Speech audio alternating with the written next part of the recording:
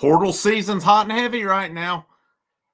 Unfortunately, it's affected Tennessee more than it's helped them so far. But we've had news today of Nathan Leacock, wide receiver, entering the portal, making the third up to that point. We've had news, and I had a video probably an hour or so ago. Former Texas A&M offensive lineman T.J. Shanahan, redshirt freshman, 3 years still left to play, will visit Tennessee this weekend. Could be a huge pickup for Tennessee if that one works out.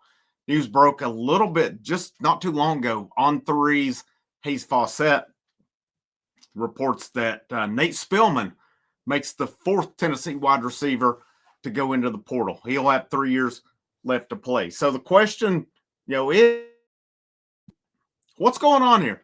Why are all these wide receivers hitting the portal? Tennessee's getting ready to play into playoffs next weekend. They've got injuries.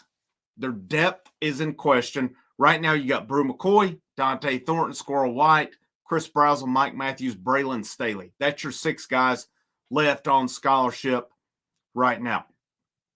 Why does Caleb Webb, Chaz Nimrod, Nathan Leacock, Nate Spillman hit the portal? I think it's a case of you got to get in when you can get in. And especially with portal season, hot and heavy, you got to get in. There are agents involved. A lot of these guys probably have agents. There's NIL. I mean, we saw Tennessee's pretty much their whole secondary hit the portal last year.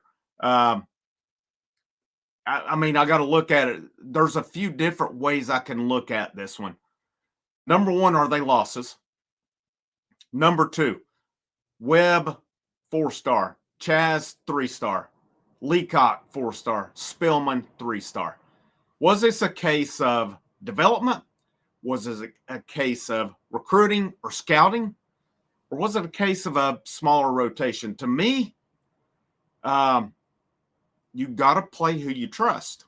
You got to play the guys that can make the blocks, who know the plays, who can run the right routes. And I think that's a lost art. I think we won't blame the coaches too much sometimes.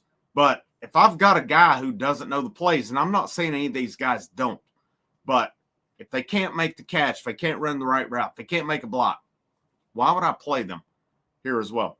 There's definitely questions, but you're never going to hit 100% on your evaluations. And I think if you go back and look who Tennessee competed with for these guys, Caleb Webb was committed to East Carolina. Tennessee got him last month. Chaz Nimrod, I think it was Tennessee, Arkansas. Leacock, it was mainly Tennessee and NC State.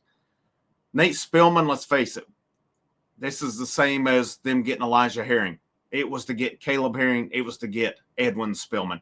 Or at least that was the thought all along, that you get, you take the brother to get the brother. Speculation on my part. I don't know that for sure. But the fact that Elijah Herring actually started for Tennessee, and then he transferred out. Spillman, if he's played, it's been very little. I've not heard his name in a game, and I do tune out in some of these massive blowouts sometimes, so it's possible he's caught passes, and I didn't catch that along the way. Next year, now you're gonna lose Brew, you're gonna lose Thornton. You got Squirrel, you got Matthews, you have Brazel, you have Braylon Staley coming back. You got Travis Smith Jr. You got the 2 other guys coming in. Their names slip me. I'm going to get them right now.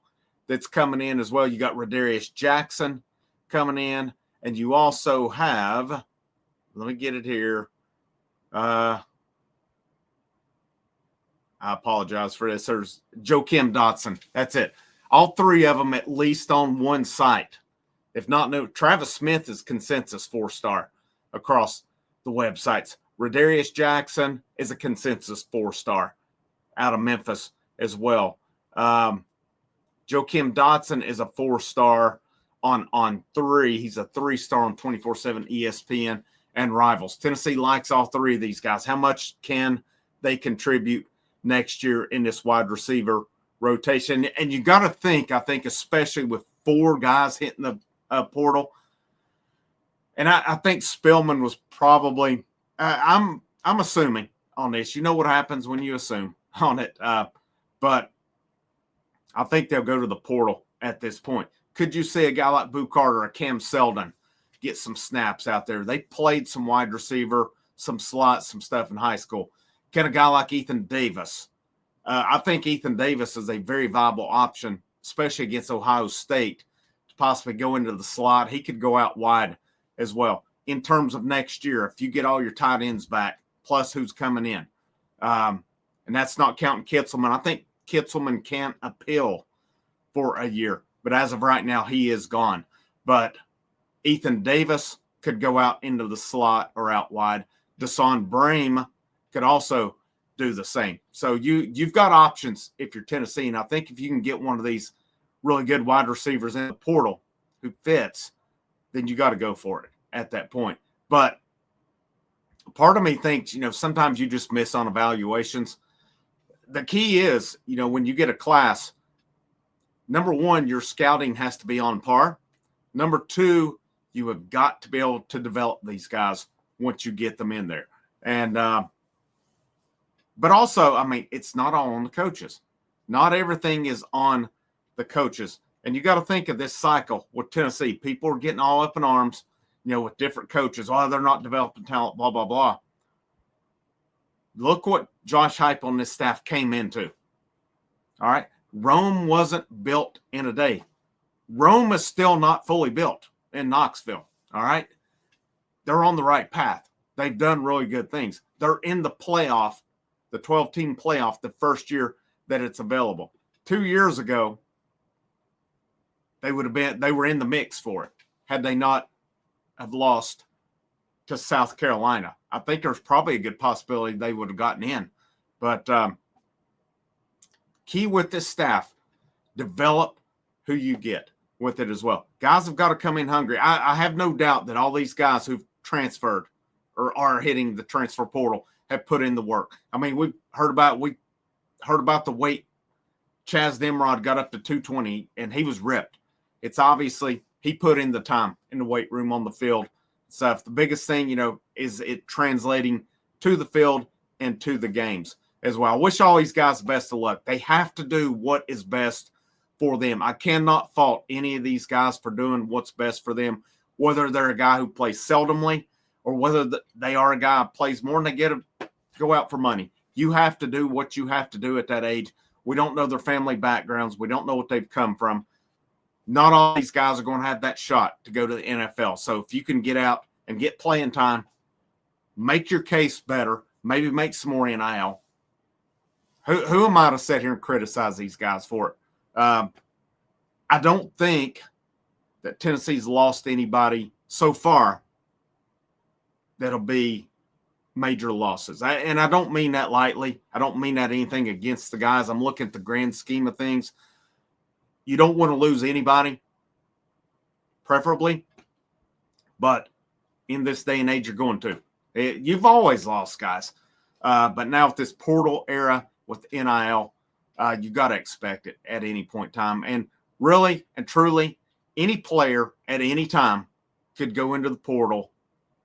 And honestly, it's not a shock at this point. It could be anyone, full-time starter, a reserve, a backup or whomever with it. But Tennessee does, I think they got to hit the portal for a wide receiver at this point based on the depth that they've lost. And we'll see how easy that is to come up with, as they'll have a few coming back next year. They have a few coming in. And then what can you add to it as well? The biggest thing for me is develop who you have. That's what they have to do at this point. And I think if you're Tennessee, I think in this era now, it is vital. You have to hit on your recruiting evaluations. Yeah, we can always go to the portal and hit it up, but it is what it is. Again, I wish these guys the best of luck. Portal season, it's hot and heavy. I'll keep you updated as much as possible when I'm able to do that. Thank you guys for tuning in. Check out my video earlier on TJ Shanahan, offensive lineman, Texas A&M, who is visiting this weekend. I'm going to do a Tennessee-Illinois basketball preview later on this evening, and I'd really like to cover Tennessee's not their baseball schedule, which finally was unveiled today as well. But if you don't catch another video tonight, thank you for tuning in. I appreciate the support. Have a great evening. And last but most certainly not least, it's every day is a great day to wear the orange.